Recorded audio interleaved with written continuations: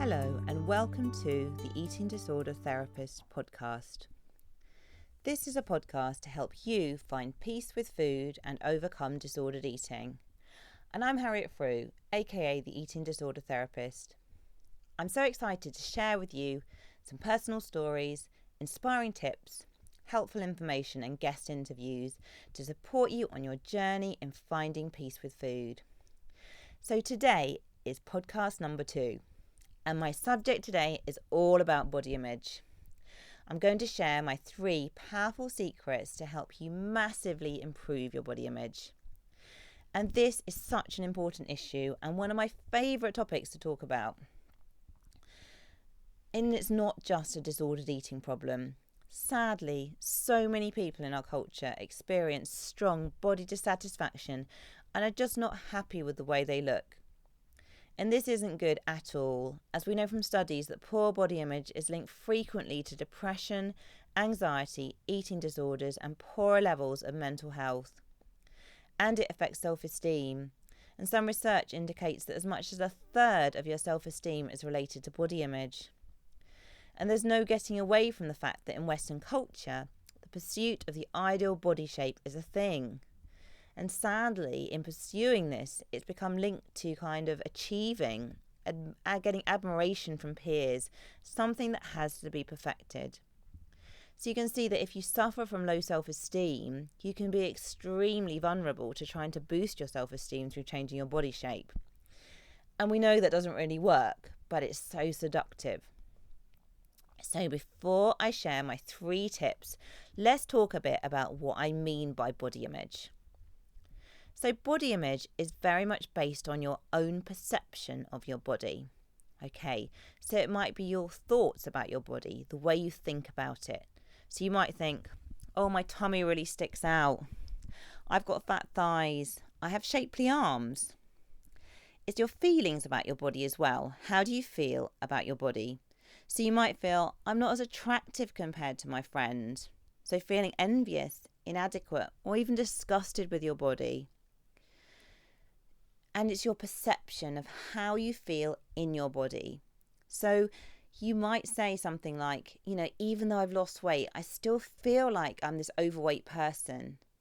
So it's very hard to kind of shake off those deeper feelings in your body, even though kind of rationally you might know that your body is changed.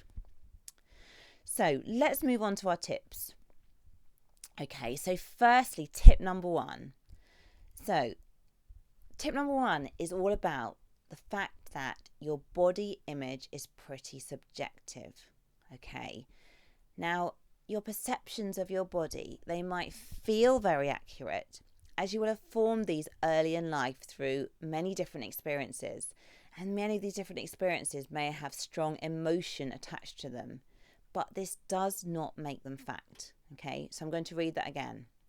So your perceptions may feel very accurate as you will have formed them early in life through different experiences, but this does not make them fact.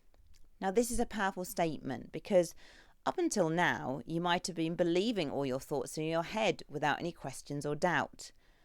But by just beginning to take a step back from your thoughts and to even consider the possibility that they're not all true, this is a monumental shift in your mindset. And let me give you an example of this. A ballet dancer is under intense pressure to have a certain physique. And sadly, we do work with several ballet dancers sometimes in eating disorders. So if you're a ballet dancer, you're exposed to full-length mirrors and you spend a lot of time with your peers who tend to have very thin and very toned physiques. Now, if you're somebody who has low self-esteem and you're prone to poor body image, you may feel very big or clumsy. You might scrutinize your body parts through regular body checking or make constant comparisons with your peers.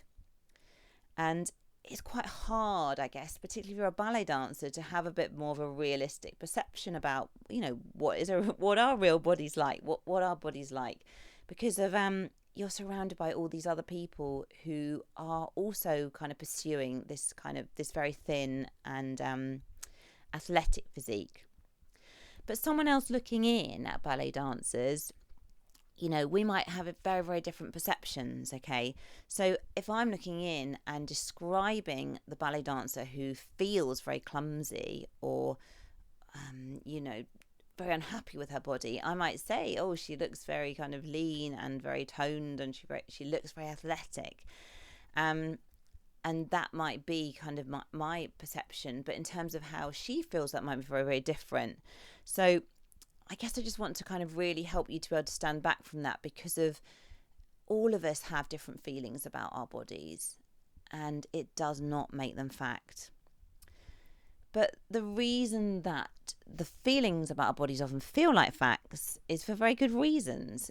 For one, from very young, we've been exposed to media where people tend to be kind of look a certain way. Appearance is very important. The aesthetic look is very important.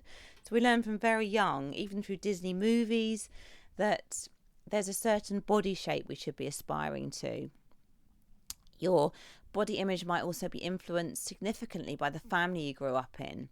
So if you've been compared with your siblings, or you've compared yourself with your siblings, if your family had prejudice towards overweight people, this is really not, sadly it's something that's quite common in our culture. And maybe your family had particular attitudes to dieting and appearance, which were also going to have influenced you greatly. And also what people have said to you about your body. If you've ever experienced any bullying in relation to your appearance, if people in your family have ever said things about your body, these are probably going to have really, really stuck. And it's quite hard to shake these different things off, and we can really feel that they're true because they've been said at a time probably when we've been very vulnerable and we've absorbed all these little messages like sponges.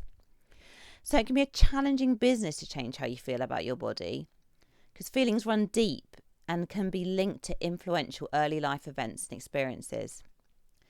But it's worth remembering, these perceptions may feel true, but this does not make them fact.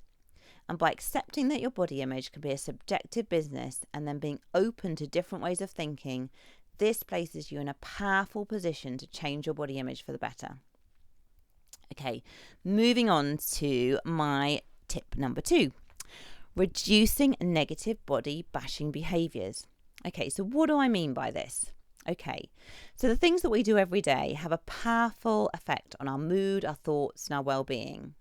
So say, for example, if I get up in the morning, if I talk to someone I care about, if I write some positive notes in my journal, maybe I listen to music I really love while I'm getting ready, and maybe I connect with a really close friend on the way to work and, talk about something that we're going to be doing together really soon. So how do you think I'm going to feel then? Well, hopefully, probably quite calm, contented, happy, joyful maybe. But what about if I was stuck in a bad place with body image? My whole morning might look very different. I might be getting up in the morning, standing on the weighing scales, looking in the mirror, viciously critiquing and highlighting any bad body parts. And whilst getting dressed, I might be running over in my mind all the things that I was unhappy with about myself yesterday in terms of what I ate or how I looked, and thinking about how I'm going to rectify that situation today. So, and you can see if that's going to be my morning routine, I'm probably going to be feeling anxious, stressed, guilty, preoccupied with my body before I've even left the house. Okay, so 2 of the most unhelpful negative body bashing behaviours are weighing and body checking. Frequent weighing is unhelpful because the weighing scales become like your critical parent, and it's so difficult to ever really feel good enough. So if you've lost weight, you might temporarily feel a bit better, although then you'll feel pressure to maintain this. And if you gain weight, you might descend into a negative spiral of self-loathing. And weight's not just a set number, is it? Most people experience some fluctuations in weight, even when eating normally. So it's a very kind of precarious thing to place your self-worth on. So the second one is body checking. Frequent body checking is another significant trigger for poor body image. So I know some of my clients sometimes might be checking their reflection numerous times per day in the mirror, in their phones, through car windows, any reflective surface. I was working with a teacher who would constantly leave her class to view her body in the mirror. And this was nothing about vanity, but it was everything about distress and anxiety. And the trouble is as well, I think with body checking, we can get into a horrible cycle of where we're constantly needing that reassurance to check that our body looks okay. But that reassurance just doesn't last. So we need to keep going back again and again and again. And it becomes a kind of addictive behavior. And actually, it doesn't result in us feeling good enough. And if you look for imperfection or fatness or whatever, you're going to find it and make yourself more unhappy, because of actually what we focus on tends to expand. You know, if you ask me to examine a body part I disliked for half an hour every day for the next week, I would feel significantly more negative about it by the end of the experiment. So body checking is one way for us to keep feeling dissatisfied with our bodies, as it gives us really unhelpful information about ourselves throughout the day. And imagine as well if you had a spider phobia. Now, if someone had a spider phobia, they would probably find a spider in a room, even if you or I didn't see it, okay? Because, again, it's what you look for you tend to find, and then what you look for, it tends to expand, okay? So it's time to be really aware of that and realizing the power of reducing some of these negative behaviors, like weighing and body checking, can have a profound impact on how you feel about your body and can help you start to improve your body image. So, tip number 2, reduce those negative body bashing behaviors. Okay, moving on to tip number 3. Be kind to your body with your words and your actions. And this is the crucial bit, even if you don't feel like it. Okay, now you don't want to be waiting around for the day when you just wake up and you suddenly feel like, yay, I feel good about my body, I'm going to be really kind to it, because that day might not come. You've kind of got to take the action first, and then the feelings and the thoughts will follow, which will make you feel a bit better. So when you don't like your body, you're likely to neglect it, to be out of tune with its rhythms, ignore its signals, and, you know, you're just not really giving your body a very happy time. But it's worth remembering that it's hard to self-care and self-harm at the same time. So if you are doing something that's self-caring towards your body, that means that you cannot be self-harming it, okay? And when I'm saying self-harming, I'm not necessarily meaning self-harm in the traditional sense, but I'm meaning the self-harming through staring at your tummy in the mirror and calling it names, that kind of self-harm, because that's still self-harm, really. So beginning to be a bit kinder in your actions towards your body is going to help.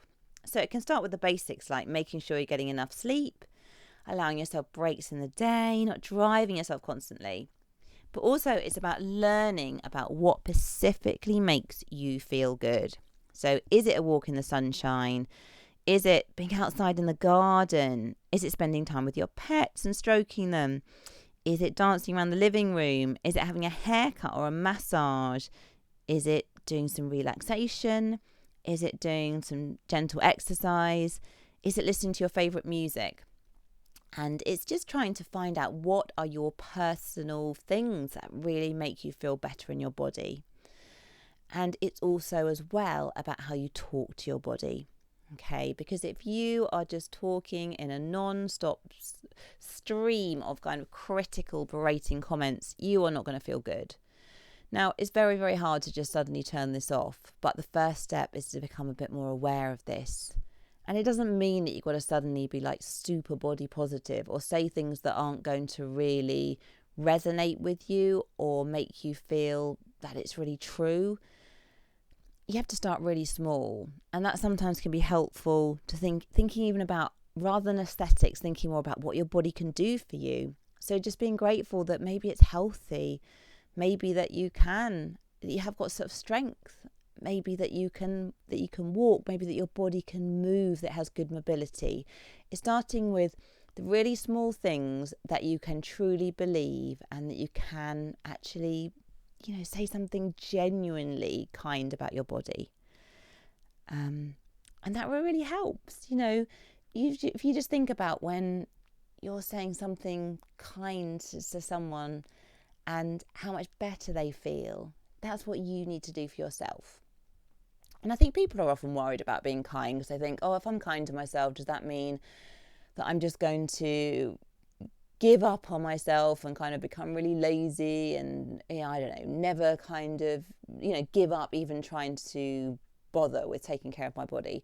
But actually the opposite is true, because actually most of us respond much better to warmth, encouragement and kindness in our motivation than when we're being criticised, berated and told off.